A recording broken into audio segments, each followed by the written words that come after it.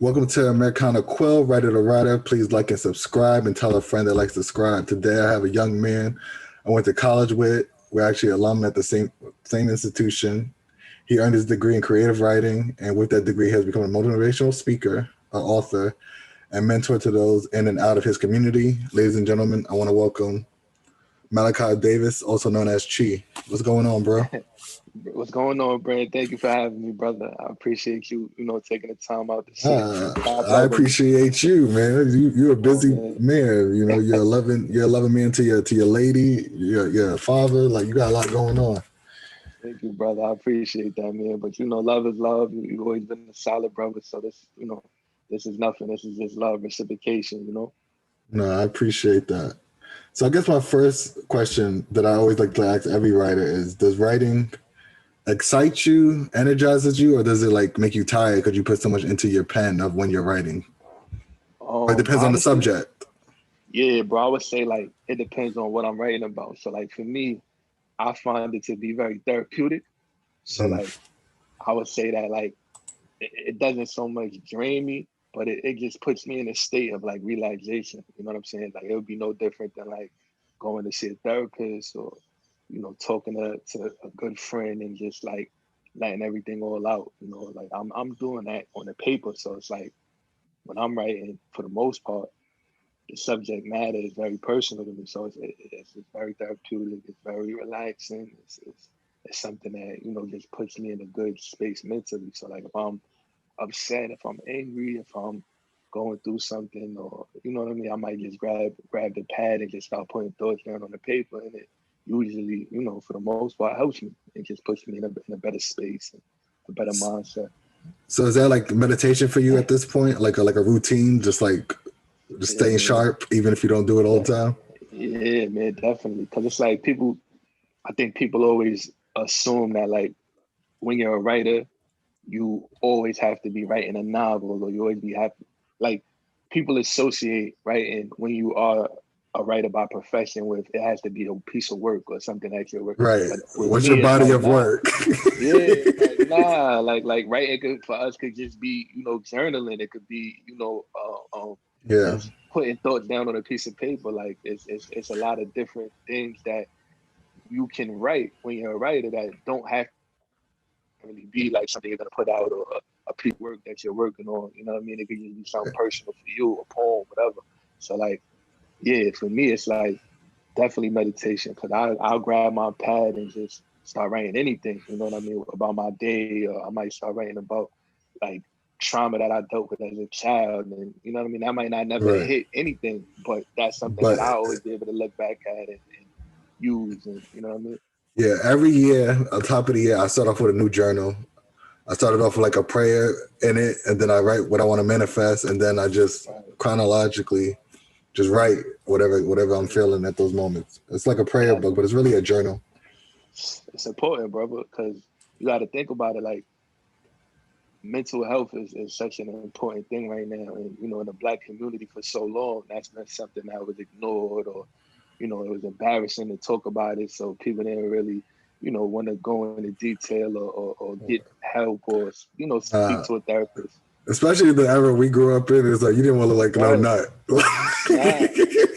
Like you if you suffer from some type of depression or anything, like you feel like, nah, I can't say this in public. I don't know how people is gonna look at me. So I feel like writing was always a safe place, or like a refuge, to where you could put those thoughts on paper, and even though you might not be talking to somebody specifically, it's like you're having a conversation, because that's what I think people don't realize about writing. It is. The only thing is when like back in the day when you're a kid and you're writing, and your mom sees your book and she's like, "Yo, what's this about?" Right. Whoa, nah, chill. Right. She's nervous, right? Like, yo, we need to give some help or something. Like, what's going on? But yeah, like, the fact that it's so personal is dope. Definitely. So, what are you doing to keep your mind sharp during the time of the pandemic? You know what I mean? Bro, it's tough, man.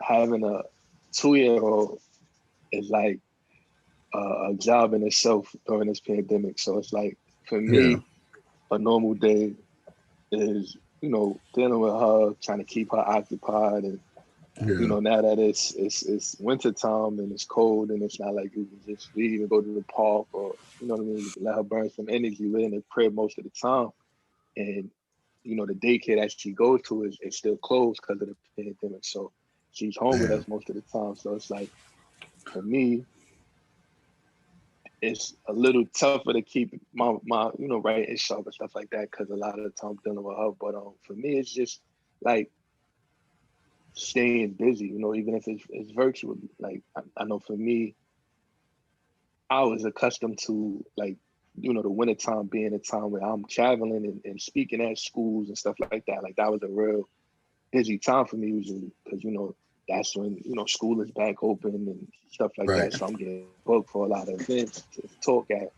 But now I've just been having to really like search like virtual platforms and stuff like that, so that I can still do what I do, but just do it in a different way. So my first virtual event was Columbia University this past summer, and that ended up being a real interesting experience, because for me, it's something about speaking and being able to associate with the people in And, the audience. You know right. what I'm And read trying the to say? crowd's reaction. Yeah, it's a different vibe. So it was definitely a little weird, being on Zoom and talking to this, Yeah. big large class and this little squares, and I can't really read the room and stuff like that. But Yeah. you know, it's definitely an adjustment, and it's definitely forced me to But that's you probably know, when your skill as a writer heightens, right? It's because now you have to 100%, you have to make sure your 100%. point is poignant and not worry about the room Right. and know you're getting your message across, I would imagine. So Exactly. that's Exactly. dope. So the preparation is different. It's definitely a lot more preparation that goes into it with the writing, and making sure that, what's being said is on point, on topic. Because I don't have that, availability of looking at somebody in the room and saying, all right, well, she don't really look interested. Or let me switch it up, because, you know what I'm saying? So it's like we kind of just got to go off of, yeah, I know this is a pertinent topic, and, if they receive it, they Right. receive it. Let If me they let don't, me they don't. execute. Right. Right. So what are some writing projects you're working on now? Honestly, bro, I had a few things that I wanted to work on. So like for a long time, people have been telling me like, yo, you should do a poetry book. Like you should really look into to just having a collection of poems and putting that out. And I was, procrastinating and for years and years and years. Like it was something that like I would, be like, yeah, I should do that, and not really take it serious. So I had actually downloaded this app where you could like format your poems and your poetry. And I've been writing a lot more, with the poetry aspect, because I do want to get that published, like just a poetry book based on different types of poem that, it's a wide variety of topics that I'm touching on, from Black single mothers to Black issues in the Black community to romantic stuff. So that's like my main thing right now when I'm writing, because I really want to. I feel like the novels obviously are dope. You know what I mean? Short stories, things of that nature. Those are great reads and stuff like that. But I do feel like little books like that, where it's like it's not just one topic. You know what I'm saying? It's a myriad of Right. topics and different poetry and stuff. Like a I mean, lot of I think people, it'd be I know I dope if like you those was like books like that. right. I think it'd be dope if you can mix like some short stories with inside of like other poems. So like maybe the Right, broader topic is romance. Maybe do a short story about a romantic story, like 5 to 6 pages, and then right, everything right. else is poems after that. I think that'd be dope too if you was to do something like that for people. Yeah, that is yeah, that's a good idea. Definitely, I think. Or nah, I like that. I like that a lot. What about you though, bro? What you been working on? We've been very I busy, and nah, for well, real, bro. Like with nah, I feel you. formatting and Yeah, you wrote your children book. I did. I never released the child book yet, though, the children book yet. But right now, I'm working on. I actually finished 7 books, right, and I'm releasing them all in 2021, so I could take like a year and a half Okay, off of like publishing and putting things out and work on the right, marketing part. That's kind of why I'm right, doing a podcast, just trying to build content. So just stepping stones, bro. Like it's like I already mastered how to put the book out, and I need to master how to be seen more. So like that's kind of what I'm working on, to be honest with you. So I think a book you'll be interested in is Because of the Diaspora. I did a part 2 to that, which is like it's like the Black friends. It's like 5 friends from New York trying to figure life out, but like what does Black really mean? Kind of like, you know what I mean? Because it's like sometimes when you're from New York or the East Coast, you kind of base yourself off your ethnicity first. So like I'm Panamanian, so yes, I'm a Latino, but like my skin's black. Like there's no hiding that. You know what I'm saying? Right. So it's kind of those things is like what I wanted to hit on for those books for those people. Right. So I kind of have a part 2 to that called Kids of the Diaspora, the Black Kid Manifesto. Then I have a small romance book called We Were Kids Who Found Ourselves Through the Cosmos. And then another little, like rom-com book called Love in Central Park. Not really based on me and my wife's situation, but like we kind of had some of our deepest talks at Central Park. So, and that's where we got proposed that, where I proposed that. So like, therefore, I kind of wrote that book on like just the idea of that. And then I'm doing, which I think you'd really be into, is a crime series. Like, you ever heard of Medgar Evers? Yeah, of course. Yeah. Okay. Good. So Medgar Evers, right?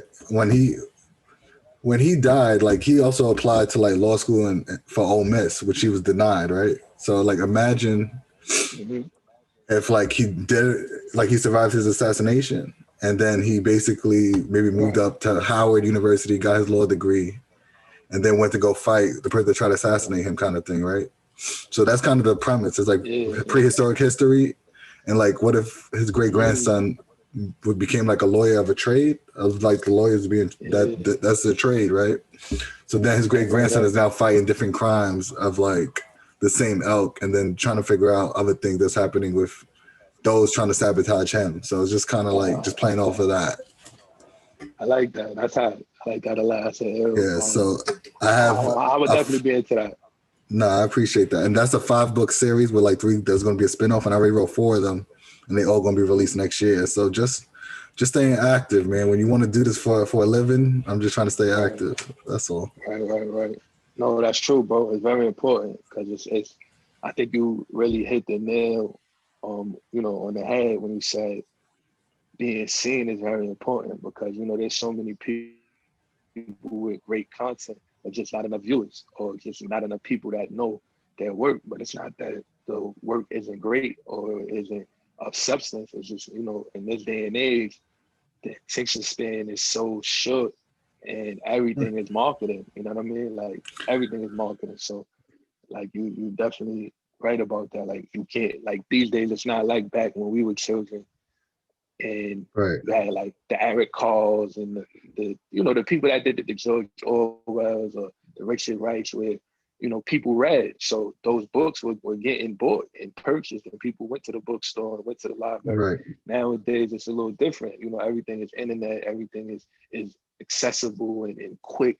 So it's like you have to have a whole marketing plan when you release stuff, man. It ain't as easy as back in the day where like that wasn't necessarily needed. Like you just put out your work and got it published, and people went and got it, And it would be easier if like Facebook and Twitter was like how it was back in the day when they didn't have the algorithm set up, like where only 5% of the people like actually see your post, like everyone got a chance to see it. No, I think you have better results. So now that that's not happening, it's like you got to kind of reach out to people, and it's not about selling them, just letting them know, hey, this is what I'm doing. Like, here's my free website with these things. If you enter, here's a link. You know what I'm saying? But it's like it's a way of doing it without you feeling like you're pressuring somebody to try to buy something for your own survival, but you do want to like make a living off of your art. You know what I'm saying? 100%. 100%. So I think a podcast is a cool way of just like, and I've seen you do like talks on YouTube and stuff just to like give out, just so people understand what you're doing. But it's like there's a service to this too that helps both of us if you give me a chance, kind of thing. No, 100%, brother, 100%. Nah, this is the new wave of getting yourself out there. Honestly, bro, like the podcast game today is like probably, I would say, the most conducive way to market anything that you're doing in any field. Like not even just as a writer, that's anything, today. Like you want to get people to view or see, you jump on a podcast and you Right. you know get yourself out there. So you But definitely on to yeah. something, bro.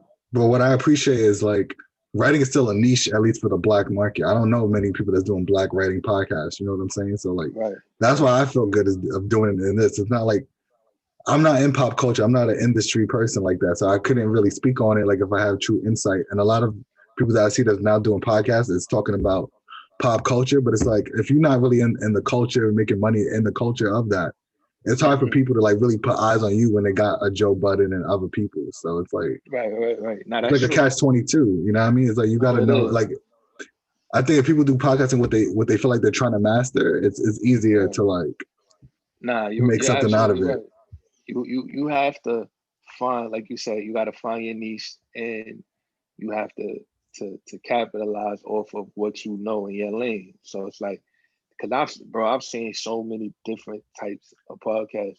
Like I know it's a podcast that I watch occasionally called Flip the Script, and that's literally a podcast where they just take dudes that was getting money in the '80s, or dudes that just came home from prison, and they come on and they talk about how they changed their lives, the difference they're trying to make in the community that they destroyed, and that was a niche for him, and it works. And now it's like I see it all the time. It really blew up. But I remember the beginning stages of that when people was kind of skeptical, like, bro, what is he doing? But Well, you he got to was stay finding what worked for consistent him. even when you getting only 5 views. That's the hard part, right? Is when you don't see results of staying Right. consistent. And it's like same thing Yeah. with book writing. It's like even though you might not make a profit, if you break even to keep coming out with the next book, that's the blessing. Especially when you're independent, trying to get it going. But after you master how to like put the book out into the distribution channels, you got to figure something else out. It's not just about doing the same thing and not seeing the results you want. So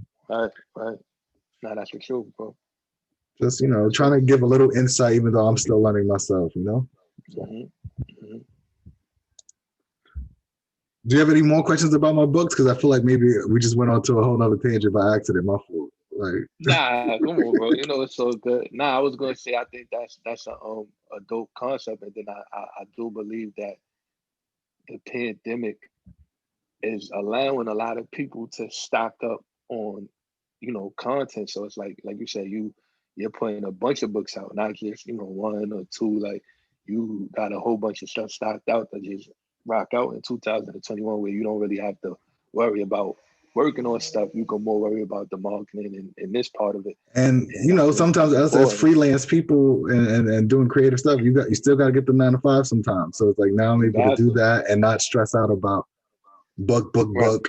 How am I going to fit time to write while doing Right. that part's already taken care of? Because it's like when you're proactive, I feel like I don't know, God be lining things up when you're proactive, man. That's all I can say. Even if it's not No, you're right. monetarily, like the scheduling at least is now in my position to be better. And for No, that, it's I'm true. grateful.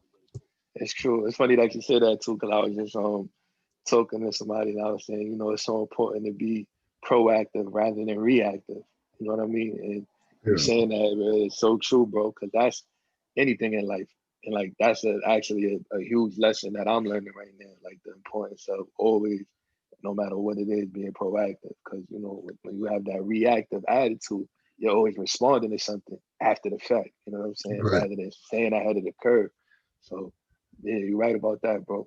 Like, productivity comes when you're proactive all the time. Yeah. And what helped me learn that is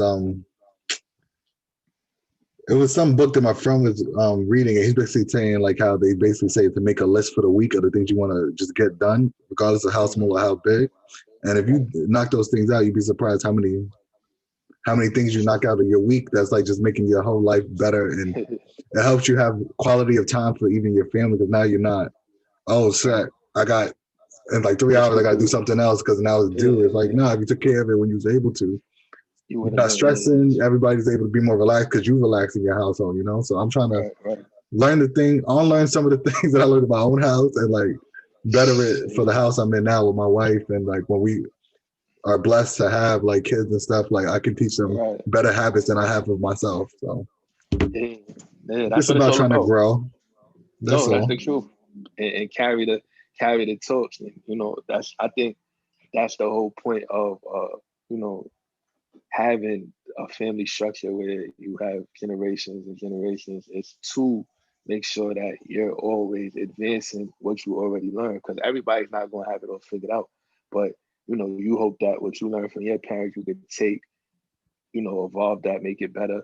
Then when you pass it down to your children, they'll be able to take it a step further. And you know what I mean? And I think that that's what it's all about, because none of us is going to have all the answers ever.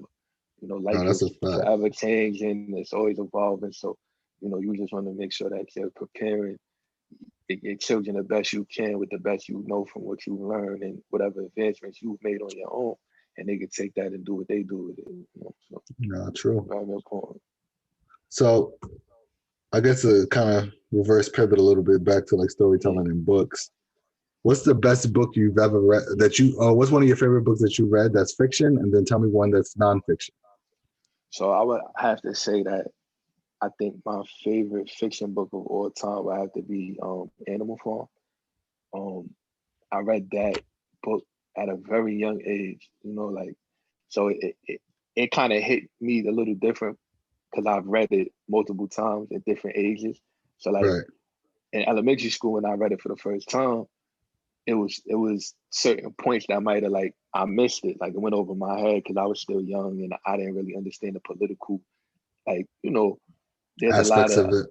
yeah, like the aspects didn't necessarily hit me the way they did later on in life. And then, you know, reading it again after that, it's like, you know, as you learn more and go back on certain books, you start to pick up more and grab little messages that you might have not grabbed, or you might have not had the mental capacity because you just wasn't old enough, you didn't experience enough.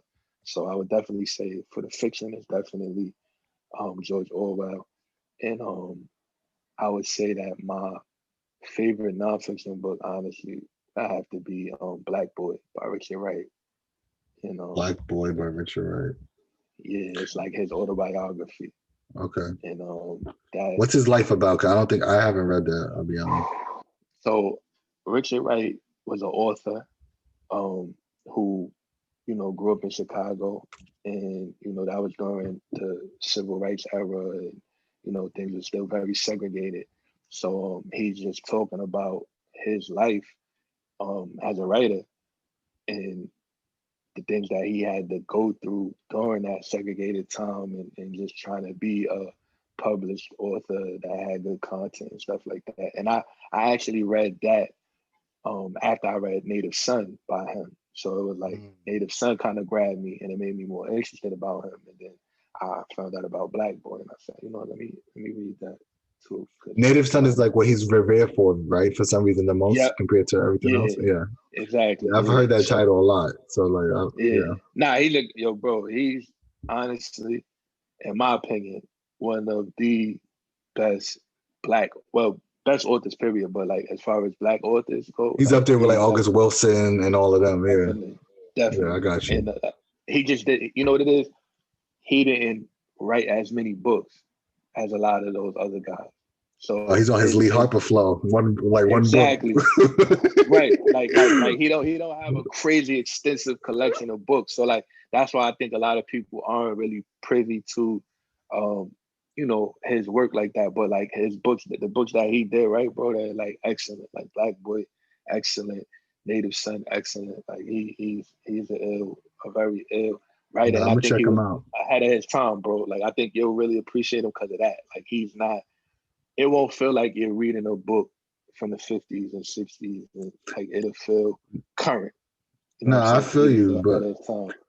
I think because of where I grew up, it's like I grew up in Long Island. So like although I was born in the Bronx, I grew up in Long Island. So it's very segregated. So like you talking Yeah, about Chicago, I already know there's a lot of redlining there, same as it is in LI, you know? So like yeah, I yeah, could tell yeah. like some of the stories you hear, and you played ball at Right. least in Long Island for a few years. So I know Yeah, exactly. you saw the difference of like the school busing and things like that. Bro, So huge culture shock that certain things was going on yeah. out there that like I thought like, damn, I ain't even think this was still really going on. Like, Well, because when people think of Long Island, they think of just automatically wealth when you're from the Five Boroughs, but it's not. right. It's not like that at all. Nah, Actually, nah, it's a crazy dichotomy, bro. It is a crazy dichotomy. Cause it's like yeah, you'll have that in the same area, as the hood. So it's like Yeah. you like for example, you have a place like Garden City, where Garden City is like one of the wealthiest towns in Nashville. But then you turn the corner and you're in You in Hempstead.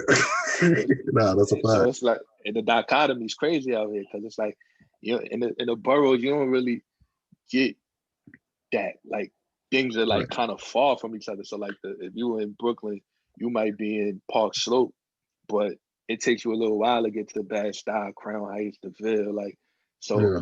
it's a separation. So it's not like you turn the corner and it's like, oh shoot, where am I at? Whereas in Long Island, it's like, yo, you could be in a beautiful neighborhood and you turn a corner and it's like, whoa, Right. Like, where did I how go? did the resources just stop? Like what's Yeah. going on here? So yeah, it's definitely was a But new this culture areas like shock. that in Queens is just like you'll see like very nice prestigious homes and then homes that like kind of Yeah. just lost their way because of lack of resources. It just No, happens. that's a fact. Yeah, But that's the truth. so yeah, I'm definitely into listening to Native Son because of that. Because if he's from Chicago, I'm sure he's relating to things about him being maybe from the Yeah, South or West Side compared to them not right. wanting nobody into the North Side, which they still dealing with to this day over in Chicago. So I can only Yeah. imagine Nah, why that's you say crazy. it's so relevant now. You know No, what I for mean? sure, for sure, for sure. So definitely got to look into that book. So besides your poetry book, you have any other projects you're thinking about doing or anything? Yeah. Yeah. So I was gonna do and this one I'm not 100% sold on. Like I'm working on it and Tell me the I'm really idea. Let's see if we can flesh it out together right now. yeah. So I had somebody that from New England College. They were telling me, yo, Okay. like, listen, you've always been somebody that like I've come to for relationship advice, and I've always found it very, pertinent and great advice. And she was like, Do yo, I you know this should person or was it after I graduated?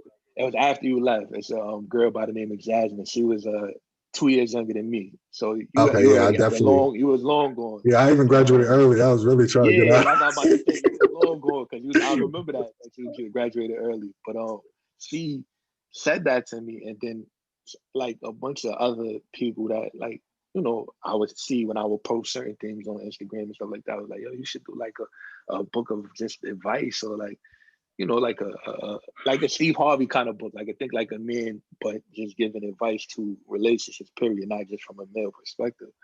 And I was like, I don't know, but I think as it's dope because you're a motivational yeah, speaker, so it wouldn't be hard for you. But it's like right, to write something, but like not be the biggest where everyone's revering and wanting more information from you. I could see why you'd be like, right, I'll wait on that, but you should just have it yeah, down just so when you're ready, it's that's good to true. go.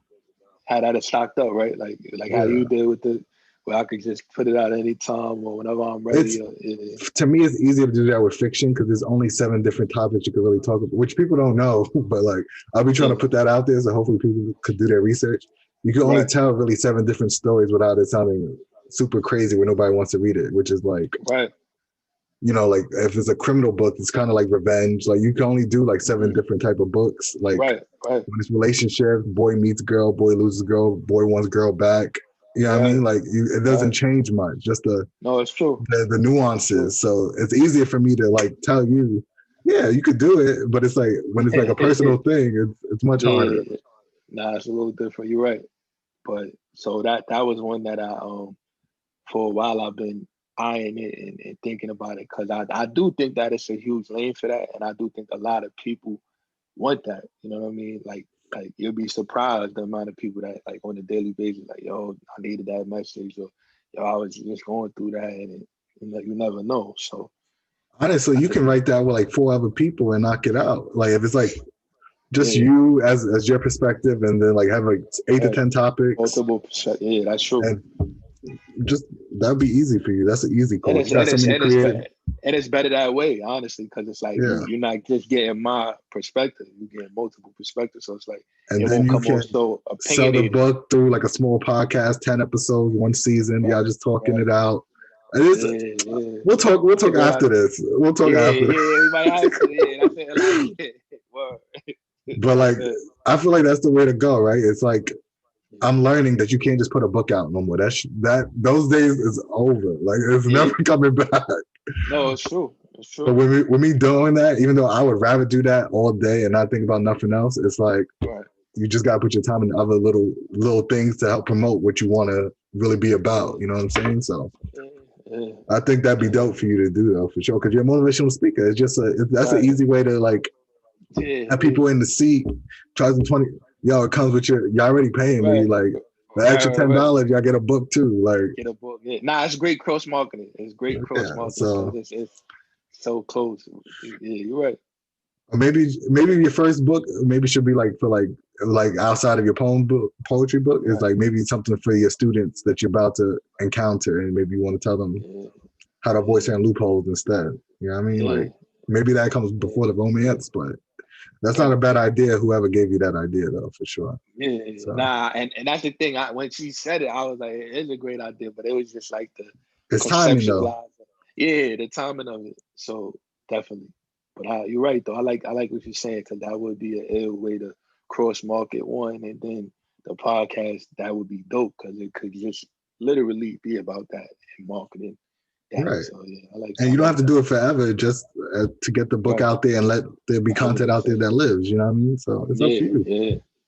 But, I but like it that. takes it's time though, and that's what people time is valuable for everyone. Everyone's time is different, so that's the hard part. It's like That's the yeah, man. Especially with this pandemic, bro. This has really showed me the importance of your time and how nothing's guaranteed, nothing's secure, not like it's like so many people that I know that have had jobs that they thought like, I'm stable here, this and they're out of a job.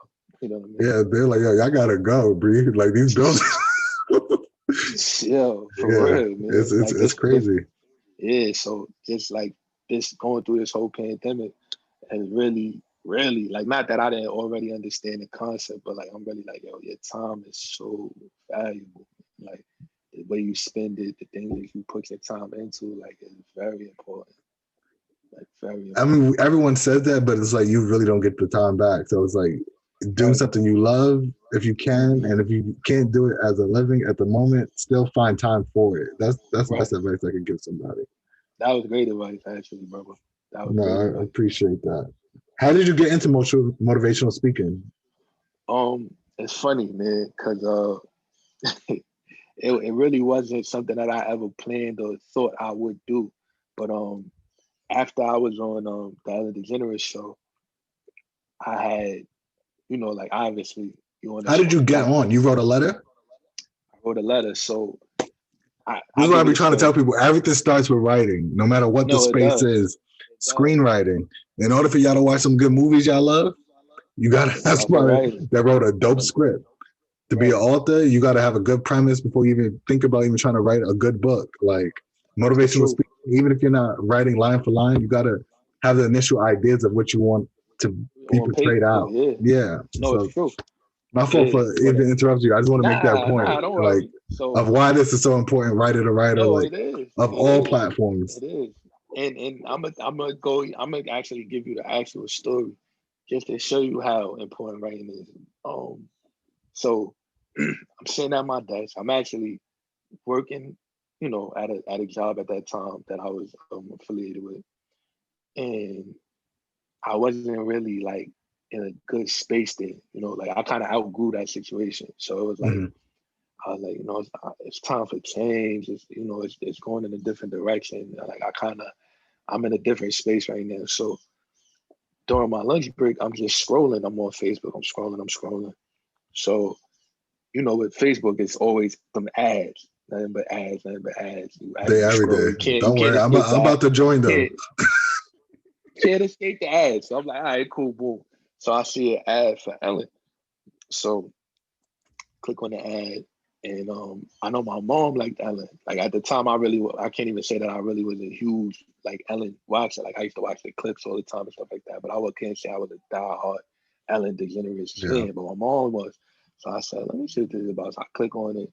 So it basically was saying that if you knew somebody in your community, knew somebody close to you that you felt was a difference maker, that had a huge impact on the community, that always gives back, you could write in and get tickets to be in the audience. So it wasn't to be on the show or anything like that. It was just to be in the audience. So I said, that'd be cool. Like, I could get my mother some tickets and, Right. A that'd little be a free nice little trip to gift. Cali. Why not? Yeah, that's like, all right, cool, boom. So I start writing, and you being a writer, I know you can attest to this. At times, when it's a subject that you're passionate about, you could get lost in the writing. Like it comes. Sometimes it's almost like, It's like a yeah, download. I don't know how to explain it to people. yeah. It's a I download. can't It's even. like you're just the person that's illustrating it out, but it's not you really writing it. That's a great way to put it, bro. I even give you a better clear cut like visual. It's almost Yeah. like being asleep, right? And having your car in cruise control where you're just doing the steering wheel, but the car's just moving on its own. So yeah, you Right. have to direct it, but that car is gonna go It's regardless whether flowing. you put on the Yeah. gas or not. So that's what ended up happening to me. It was like I was just subconsciously just writing what I felt. And, my mother being somebody that I'm extremely passionate about, being raised by a single mother, having a relationship that I've always had with her, being a young Black mother and stuff like that. That's always been a topic that was very easy for me to get lost in. You know what I mean? So as I'm writing, I kind of caught myself. I'm like, damn, I don't think it's supposed to be this long. But my coworker was with me. He was like, "Nah, bro, like send that in. You bugging, because I was gonna delete it, bro. Actually, I was like, "Nah, this is too long." He was like, "Yo, bro, send it in. You bugging?" I'm like, "All right." So I send it in. I leave, bro, to go get lunch with my coworker. Come back. I don't think I was going 20 minutes, bro. It could have been like 15, 20 the most. I get back. I left my phone on the charger, so I picked my phone up. I'm like, Burbank, California. I'm like, so immediately I'm like, oh, here we go with the bill collectors. And, it's like, that's my first Yeah. instinct. I got Like, I no already, problems. Right? right. And they left the voicemail. So I'm like, yeah, it's definitely got to be some bill collectors. So I listened to the voicemail, and it's the producers of the show. So I'm like, us me being from the city, bro, my first instinct is, oh, I somebody know you were about scamming to me. say me as a Black man. Trying to scare you. No. I was gonna say like being a city guy, like No, I know. I'm joking with you. scamming is at an all-time high, bro. Like everybody's looking for the next Yeah. quick scheme. So I'm thinking, oh, they trying to scam me. This Yeah. wasn't Everyone put trying to find out your good. last four, social My security, all information, types of wild shit. right? I'm like, okay. So when I listen to the voicemail, I'm like expecting it to be like some robot, and you know what I mean. So when I pick it up, it's a real woman. So I'm like, wait, hold on. So they're like, hey, this is the executive producer of the Ellen show. Boo, boo, boo. We got your letter. We would love to jump on a call with you when you get a chance. So I'm like, I hang up. So I Google the number. I'm like, Google this number. So it says Warner Brothers. So I said, wait, hold on. That's Let when me you just gotta try to. like do the connections and make sure Yeah, like gotta they. go research. Wait, hold on. So I ended up calling back, and it really was them. And we started talking. She let me know. She said, it wasn't a dry eye in the studio. We read your letter. It was so heartfelt, and the rest was history, bro. And just to think that a simple letter was able to do that. You know what I mean? It was Right. able to get me on a platform that is arguably the biggest, daytime talk show, period. You know what I mean? Right now, like with there not being any Oprah and all that, like Ellen is it. And even Right. back then, Ellen was still it. But Ellen was like now, still competing. Yeah, she was up it was there. still competing. But now it's like there isn't really any competition, so she's it. So Right. to make it on a platform of that, magnitude just off a letter, you know what I mean? It just showed me the importance of, like you said, writing, because it was like that doesn't happen any other way. I That's don't I true. don't get on from a video. I don't get on from dancing on Instagram or making jokes TikTok on or any whatever they doing. Yeah. right. It took a letter, bro. You know what I mean? So that being said, I think that really opened my eyes to the importance of writing and the places that writing can take you, even in the smallest form of writing. You know what I mean? Something as simple as a one-page letter.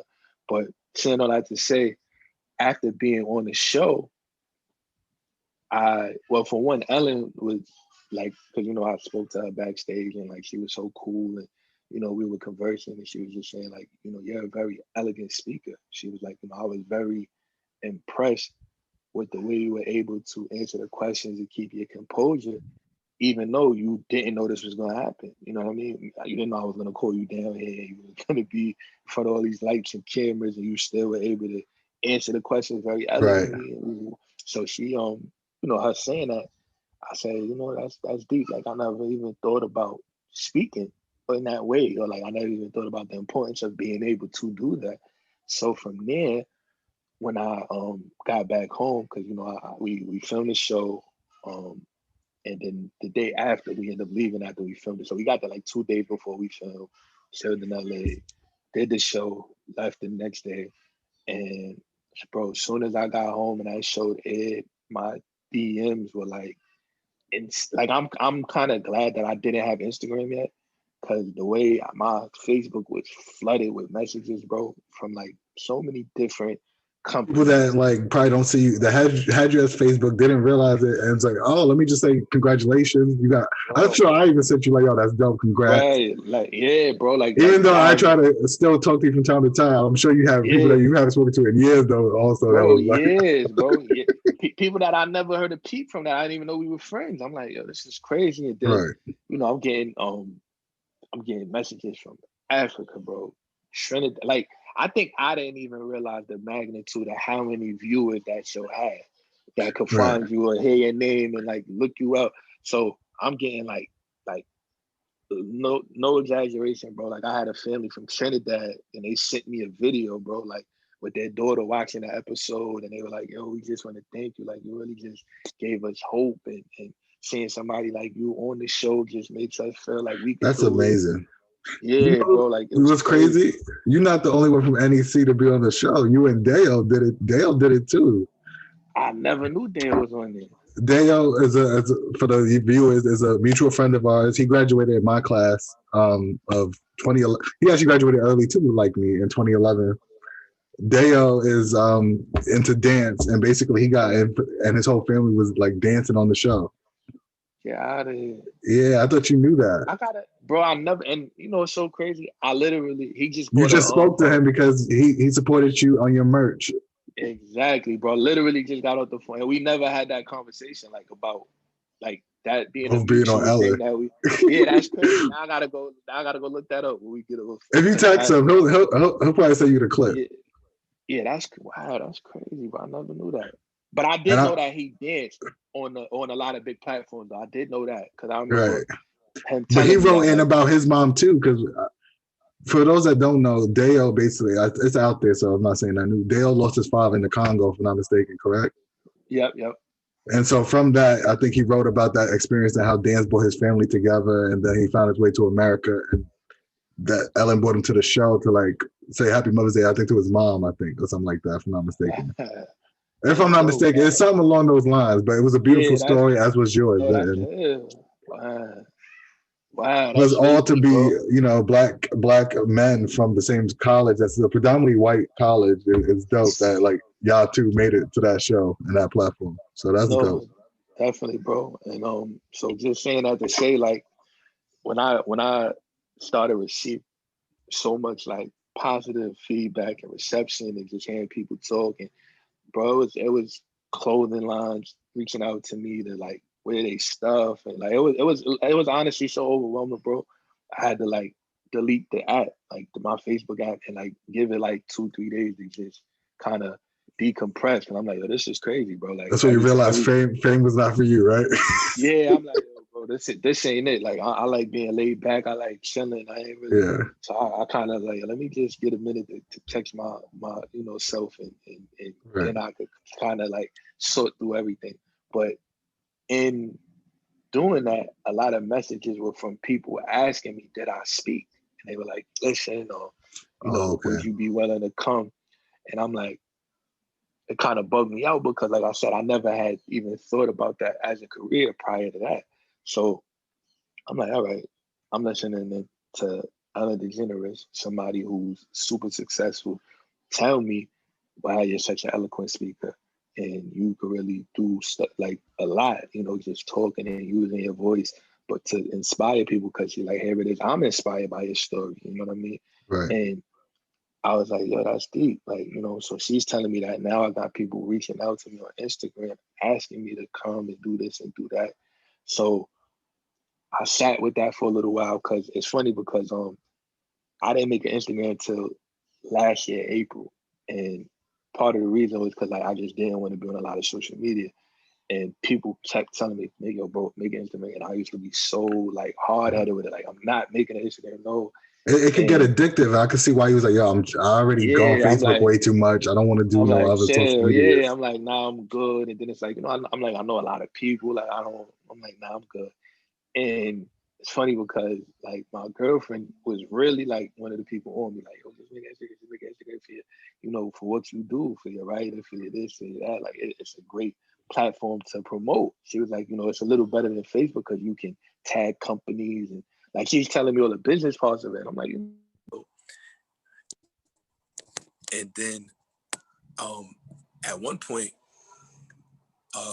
Ellen even said it to me, like, you should make an Instagram. She was like, no, seriously, bro, it was crazy. She's No, I like, believe but just saying all I had to say, you know, hearing like Ellen tell me like, yo, you should make a Instagram, like that'd be a great name for you. And she was even saying like, if I had an Instagram around the time that I was on the show, she was like, I could have directly tagged you in the post that I made, because she had posted me on her Instagram and I was on a story. She said I could have really plugged you in, and like she like all my viewers, my millions of viewers, would have been able to directly go to your page and see what you're doing and follow you.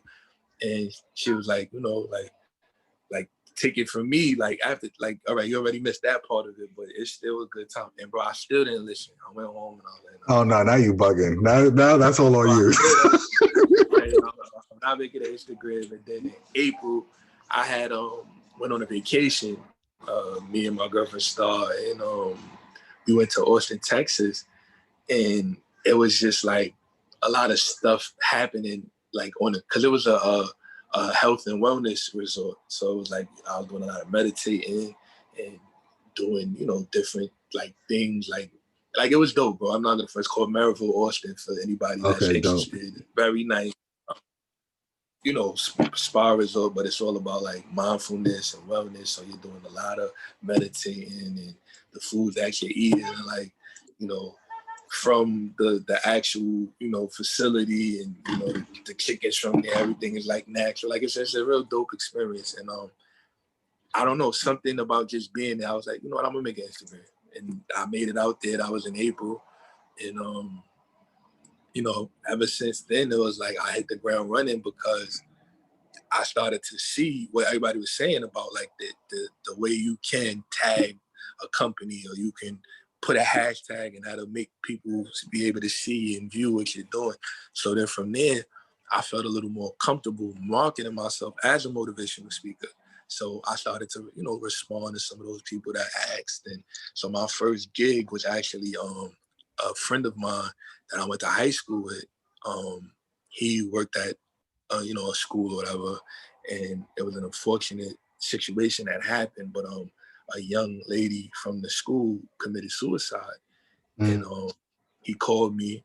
He was like, "Listen, bro, you know, we're basically kind of doing like grief counseling right now, like, you know, having the students come and they need to talk to us and stuff like that." He was like, "Would you be willing to come and just speak about, you know, just mental health and going through something like this that's so traumatic, and things that they can do to, you know, try to comfort themselves and comfort each other." So I was like, yeah, I'll do it. And I think part of the reason why I was so confident to do it was because I was on Ellen. Because probably in the past I'd have been like, nah, I don't know, bro. Like, that's not really my field or expertise. So I think the confidence of hearing somebody like Ellen and having these people reaching out to me to talk made me feel a lot more comfortable. Right. So I accepted it. I spoke, and I didn't even know he was filming it when I was speaking, because he was like behind me. I didn't even know he was filming it. So I'm just thinking I'm talking, you know, to them. It's a very intimate setting. It's about 20 to 30 kids. And after I was done talking, he sent me the footage, and I was like, "Oh wow, like that's dope. I didn't know you were filming." He was like, "Yo, you should post it." He's like, you spoke very well, bro." And he was like, the way the kids were engaged, and you know, the way you made such a heavy topic light was dope. So That's a gift. It's hard to do that. Bro, and that's what I'm starting to realize, that because at one point I thought everyone can do this. You know what I mean? And then but if it comes naturally, then that means that you're meant to do it. Right. You know what I'm saying? Like, I feel like anyone can write, but if it comes naturally to you, then you're meant to do it. And honestly, bro, anybody can. Like we will say that as writers. Because I feel like but maybe it feels too easy to me. But bro, everybody can. Like not even like, oh, everybody can, but they might know, bro. It's people that are literally tell you, like, I'm not a writer. I can't do it. Like, I can't sit and put words together. Like, in simple things, bro. Like, I remember somebody asked me to write a bio for them. And when I wrote the bio for them, because they were doing like a panel discussion and they needed a bio, she was like, wow, like I couldn't do that with the information that I provided for you. And it's my information. You know what I'm saying? I mean, I feel that way about myself. It's hard for me to talk about myself that way. So like when they actually write a cover letter for like that was difficult because that's just like you feel uncomfortable with your humility. This was like she genuinely couldn't put it together where it would sound like anything. It was like, I don't know what to do other than to just put the facts. Right. Like, I ask you. So that showed me like everybody can't do what we do, bro. And with the motivational speaking, even more so, I started to see it because it was like I would be going to these events and venues, and in my mind, I'm like, yo, it's crazy because I genuinely think this is my calling. And I'll tell you when I really thought it. I went to Queens College and I spoke on, I was the keynote speaker, right? And it's the graduation, and it's a crowd of like, I say like 3,000 to 4,000. Mm-hmm. And I'm like nervous, bro. Like, honest to God, like I'm nervous because you gotta remember, I didn't do this prior to. So I did the little thing for my man at my, at the high school, and that's 20 to 30 kids. Then I did a couple other things similar to that where like it was an audience of 40, 50 the most. So I'm starting to get comfortable, but it's intimate settings that I'm doing it at. Then I get asked to do this, and I'm like, whoa, this is kind of like big. Like, I don't know, like this is like, I never did this before, 3,000-4,000. So now I get up there and, it's so weird, bro, because I bring my girlfriend with me and she's like in the audience. And when I spoke, she was like, yo, were you nervous? And I was like, was I nervous? Like, you couldn't tell me. She was like, nah, like you look so comfortable up there. And I explained it to her. I said, you know what? I think I really found my purpose. I said, because I said, prior to getting up there, I was sweating bullets. Like I said, literally, it felt like I'm gonna have a heart attack. My heart's beating out of control. I'm nervous. I'm like sweating. I'm just like scared, bro. Like genuinely scared. Like, yo, I don't know. Like, I don't want to mess up. Like, look at all these people. That's what holds a lot of people, a lot of us back, right? It's like the fear of messing up. But it's like, if you stumble, it's okay. But it's hard to feel it though. And when you're a natural, it's like, it's crazy how, because I'm sure like when you write, initially it might feel like, wow, this is a lot. Like I'm about to write a book. And then it felt like that because I never went to school for writing. I went to school for business administration. So like me thinking about, I was like, what that shows you that's your calling. Because even with you not thinking about that or that being something that you even thought about as a career, you're able to do it and knock it out. And even if it was intimidating at first, once you did it, you did it. And that's what I learned about the speaking thing, because I got up there and immediately, as soon as I touched that microphone, everything went away. And everything flowed. Like I went from to a sense of peace, and like it was almost like a shift in me, like, but naturally, like it wasn't nothing I did or I didn't psych myself, like it just naturally happened. As soon as I got that microphone, all that went out the way. So I told her, I said, I really think I'm walking in my calling. I'm like, because it was almost like it was almost unnatural, bro, to be honest, the way I was able to just turn it off. Because I'm telling you, when I said my heart was pounding, I didn't think I was going to be able to make it. Like, I'm like, my voice is probably going to sound shaky because I'm breathing so hard.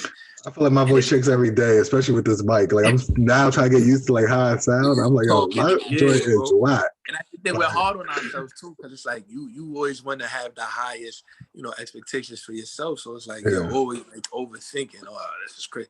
But bro, it flowed. And then honestly to God, bro, after that, the rest was history. Then it just started picking up, and then it was Queens College, then it was Columbia University, then Boston College reached out to me. Then after Boston College, it was a school out in Worcester, Massachusetts, and then it was just like honestly, bro, it was almost like I lit a match and it just set on fire, bro. And like I was just getting booked everywhere, and I'm traveling, I'm doing my thing, and right. I think like once I mastered like wow, like I'm comfortable, like this is my element. It was like I could do this. Like this is a career. Have you done 10,000 hours yet in that art form yet? Or maybe in the preparation parts, but like actually speaking? Because I feel like that's when you feel really comfortable on a new level. I would definitely say yeah, because I've been doing it for about a year and some change now. Because I started in, so I would say like on a bigger scale, because the talking at the school, like I wouldn't, like yeah it was, but I wouldn't compare that to like speaking at Queens College and stuff. So I would say May of 2019 was when I started. Gotcha. So definitely, because I, the preparation from writing to preparing to going to the actual, venue to, right. Like it's a lot. But it also showed me, like you said, the importance of marketing and marketing yourself, because that's one thing about the motivational speaking thing is you got to be seen doing it. So it's important. So you got to take those licks up front, which hurts regardless. You feel me? So it's like that really like put a whole different perspective for me of everything. You know what I mean? Just like what you were saying, like this new age of this new age of like books being not in demand to the average person the way they were. I feel like it is if they like you, but it's like, I gotta get you to like me first, and that's the hard part, right? Because I'm a very private person most of the time, so it's like now I'm gotta do something that I'm not used to doing, which is the new experience. Yeah, that's true, because you definitely always were, even with your brother. Like I always laugh like, yo, it's crazy because like we two different people. Like, yeah, and then you do your own thing. So it's like, like Peyton would be with us. Rocking out, like macking, and like I would always laugh like, yo, like Brad really does his own thing. Like he don't need a group, like he just chill, he vibe out. So I know for you this is. But it was always love. I still give pounds to everyone, but it's then it's like, always. Nah, you was our brother, no question. But I just always knew like, yo, he's good. He's content on his own. Like, you know what I'm saying? He'll show love and then go sit somewhere else and do his own thing. So I know for you, this is really for like people that are viewing that don't personally know you. This is definitely you stepping up for me, right? You know what I'm saying? And I'm proud of you for doing that, for real. Nah, I appreciate that. And the funny thing, me and Peyton is twins, so it's like we're not even like, no. It's crazy, bro. It was crazy to be like, yo, they really two different people, like for real, personality wise. But I play lacrosse, he played ball, like it was just two different things, like all the time. So that's a fact. But yeah, bro. So that's kind of how the whole motivational speaker thing started for me. Like just kind of by accident, like not even something that I could say like, oh, I envisioned it and put the work in. It was kind of like I just stumbled upon it and it worked. And then I put the work in after realizing, oh, this is something I could do, and I actually like doing it. No, that's amazing. Yeah, so. Yeah, I think we had such a great talk. I'm going to cap it with the quote of the week, and then we do lyrics of the week. So the quote of the week. Actually, do you have any more questions? I don't want to just. Nah, bro. Go ahead. Nah, dude, because I like. This was. All right. Quote of the week is: every secret of a writer's soul, every experience of his life, every quality of his mind is written large in his works. Virginia Woolf. So I'm gonna say that again. I don't know if everyone got to hear me. Every secret of a writer's soul, every experience of his life, every quality of his mind is written large in his works. So I just thought that was a deep thought from a writer. And then I usually do lyrics of the week, and I know you was a big Fabulous fan. So. Oh yeah, that's family. So. Oh, okay. My fault. Yeah. I didn't know that part. Oh yeah. That's my Okay. cousin. Yeah. So like the first, his first album, I think it's track 6, One Day. So it's just the chorus. My mom used to tell me, "Son, you're gonna make it one day. It'll happen." Who knew? I had to take it. I had what it takes to be famous, and one day I'll be rapping now. My papa used to ask me, "Son, are you prepared? Because one day it could happen." I dreamed about this game, but who would have believed that one day I'd be trapped in dough? So from the chorus, basically what I got was just like, he finally manifested a long time dream of his, no matter the obstacles it took for him to get there. And I thought that was pretty dope, because I feel like you're somebody that manifests some of the things you want to accomplish, and they come true no matter what the time it takes. So, and that being the person that you would always bump in school, I was like, let me give him somebody that you listen to. Yeah, I appreciate that, bro. And actually, if it's okay, I like to throw a quote at you too. Please. And it's my favorite author, Richard Wright. And the quote is, "Men starve from a lack of self-realization just as much as they do from a lack of bread and water."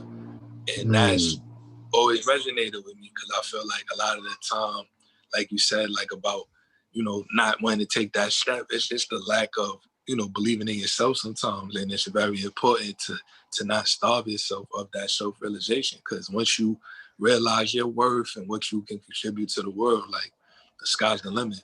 When I realized that is when I removed the word humble out of my life, because humble means low frequency, low vibration, kneeling down to people. If we're going to be equal to, then be grateful, be gracious, you know what I mean? Have grace, but you don't have to be humble. That's, when people say humble, I know they really mean, especially in our community, they really mean be grateful. So it's like, remove the word humble, because humble is a very low frequency word. And once you learn that, you start moving with a better presence of even trying to take risks. You know what I mean? So that's real. I'm gonna give to people. Most definitely, I like that, bro. Yeah, I think I'm gonna do the same. Because it's like we all mean the same thing. It's just, you know what I mean? The word humble for some reason gets it's a little negative. Words are powerful, bro. Right. Words are powerful. So I want to thank everyone for listening to me and Chi. This is Americana Quill, Writer to Writer. Y'all have a blessed day.